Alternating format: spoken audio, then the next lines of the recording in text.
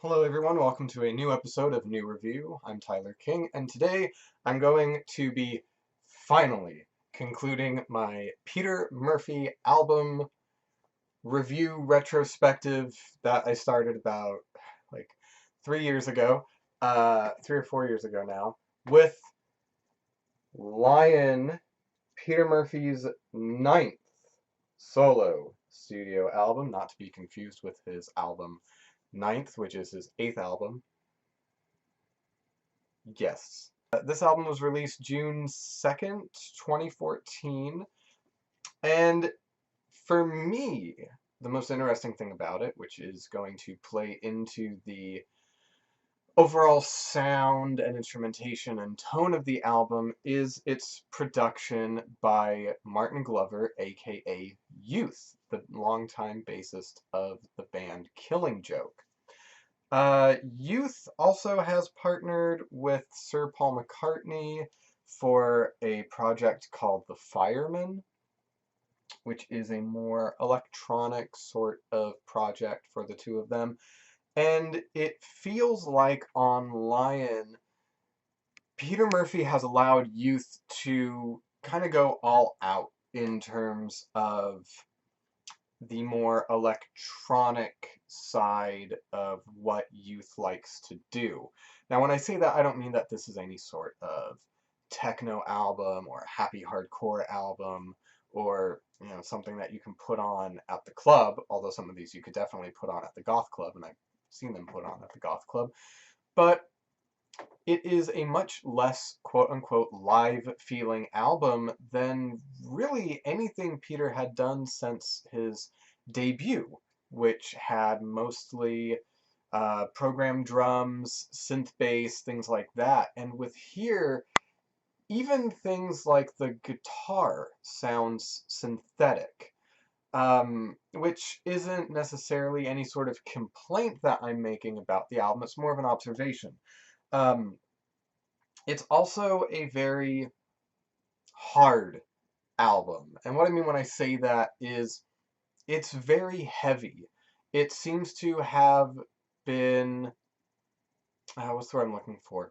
Not inspired by, but it takes a lot of cues from moments or songs from the ninth album, such as Uneven and Brittle, or heavier moments on songs like Seesaw Sway or Memory Go. It's an album that sees Peter Murphy very much belting out. I remember an interview with Peter that came out around the time that the album came out, where he was talking about how it's going to be difficult for him to sing the songs from the album live because of the amount of effort that went into these vocal takes. And you definitely hear that. This album features some of the strongest, most consistent Peter Murphy vocal takes I think he's ever laid down in his entire career. Now, this doesn't necessarily mean that I think that they're his best songs, but at least approaching it from looking at just his vocals, it's a very impressive album. Like I've said previously, I don't like to go over song by song sort of things.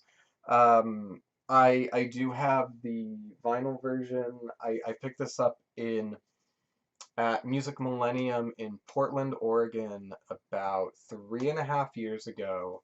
It interestingly includes two bonus tracks. Excuse me, two bonus tracks. The song Gabriel and the Youth remix of I Am My Own Name. And I want to say I Am My Own Name was released as a standalone single before the album came out. Either that or Hang Up. Um, I I don't know. Lion is a kind of a long album, not as long as Dust, but I almost feel like there's nothing too much to talk about here. It's a very um it's a very direct, it's very upfront, especially songs like I'm looking at the track listing right now, songs like Hang Up, Compression, The Ghost of Shokan Lake, Eliza. These are, for lack of better terms, very kind of by the numbers in the sense that they're just kind of there to quote unquote rock. Um, which again isn't necessarily a bad thing. I think that he is definitely leaning a bit into more, I don't want to say mystical, but like ethereal sort of lyrics, especially on songs like The Ghost of Shokan Lake, Loctaine, the title track, a little bit of Hang Up where he references the Hagia Sophia structure. I'm probably mispronouncing that, my apologies. I just feel, and maybe it's because I really enjoyed Ninth so much, I kind of felt that, this was a little bit of a step down. It also didn't, so for me, a big thing about Ninth and appreciating Ninth was seeing the bulk of those songs played live. I want to say in the first 4 or 5 times I saw Peter Murphy live, the only songs from that album I still haven't seen him play are Secret Slick Society, Creme de la Creme, and Slow Down. But that's because he's never played Slow Down. Whereas with Lion, he's really only played about half of the songs from this album.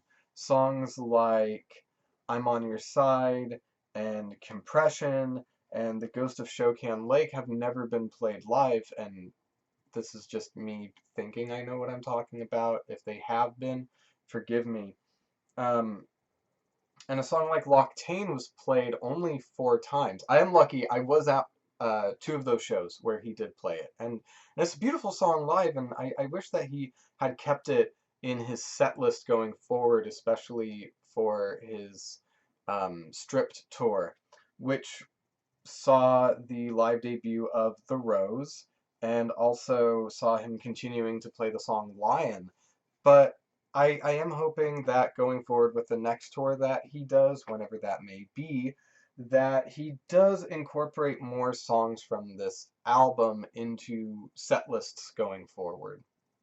I will also say another great addition to this album is Emilio China, who started as Peter Murphy's bassist about halfway through his touring cycle for the ninth album. He doesn't really play bass on this album, but he does play violin, which does add elements to songs like The Rose, certain parts of I Am My Own Name, the aforementioned Loctaine.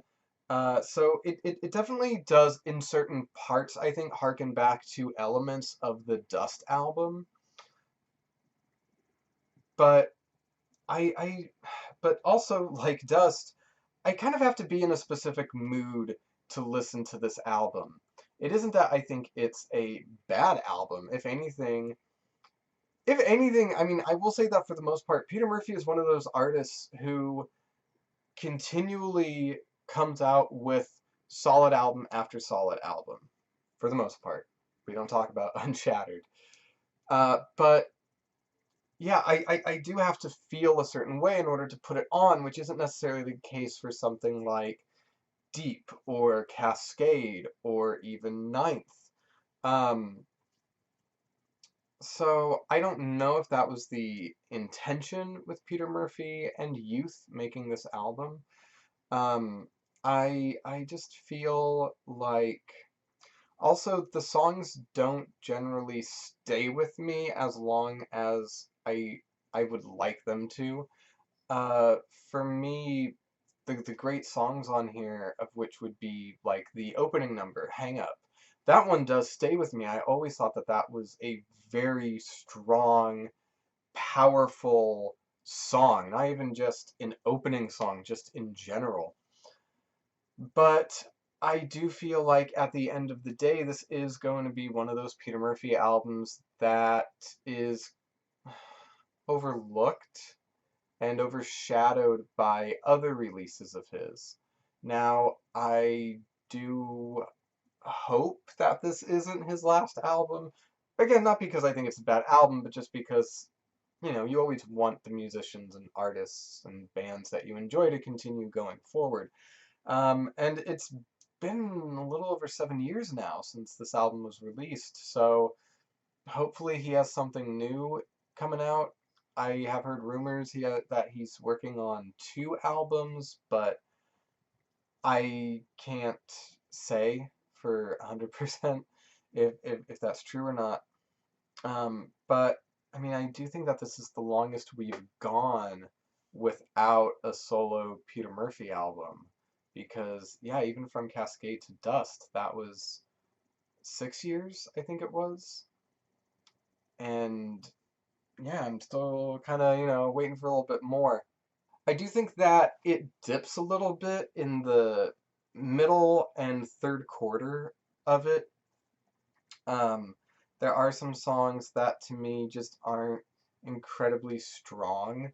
Uh, Songs like Compression, Holy Clown, Eliza, um,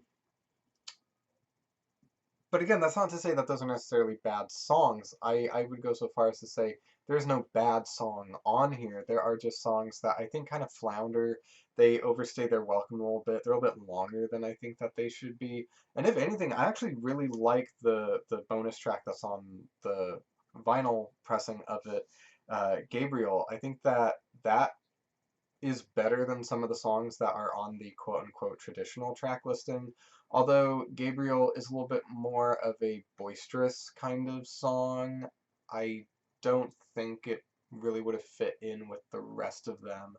And I know that generally I tend not to talk about bonus tracks and things like that on this channel, but I think that at least in talking about certain pressings, it is important to mention what makes a certain pressing or format of an album different from another one.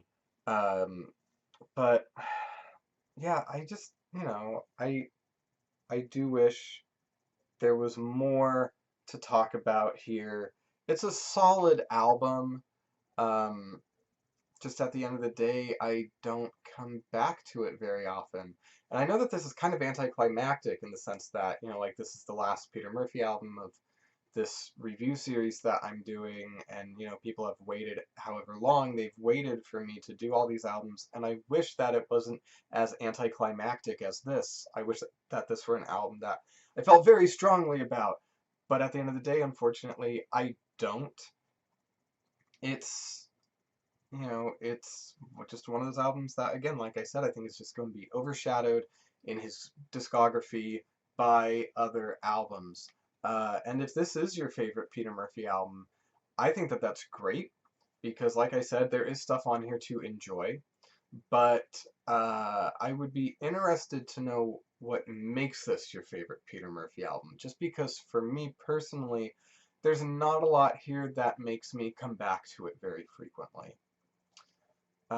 And so, on that anticlimactic note, I'm going to talk about my 3 favorite songs and my 3 least favorite songs.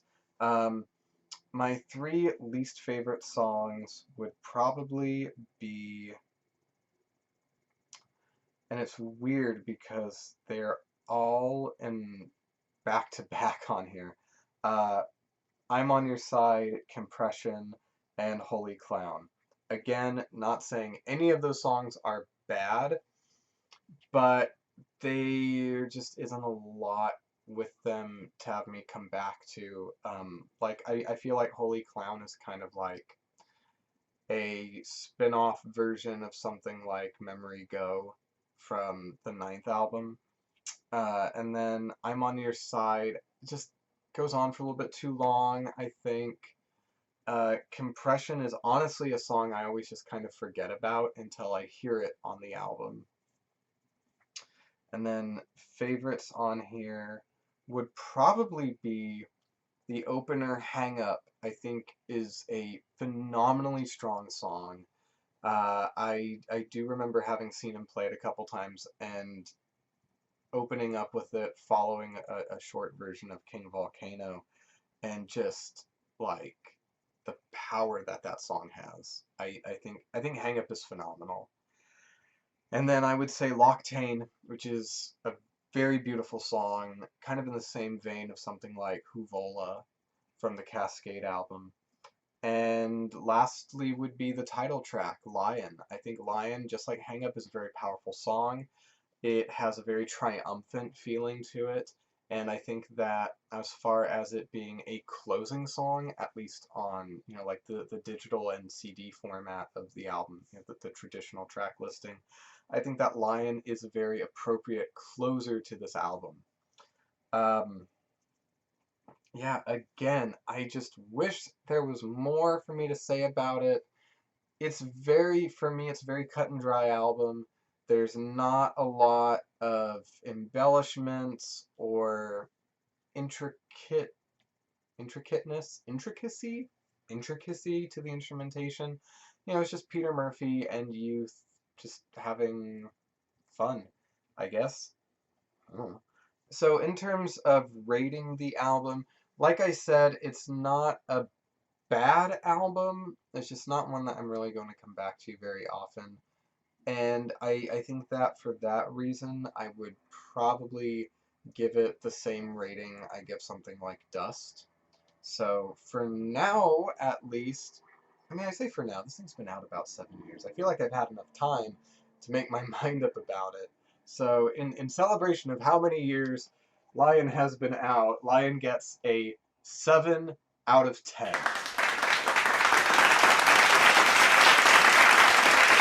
So that is it for Lion by Peter Murphy, his 9th studio album, and that concludes my Peter Murphy album retrospective. I cannot believe I have just finished this thing. Thank you everybody who stuck with me for it. And do not think that there will not be a Peter Murphy album ranking video, because trust me, there will be. So yeah, Lion by Peter Murphy, 7 out of 10.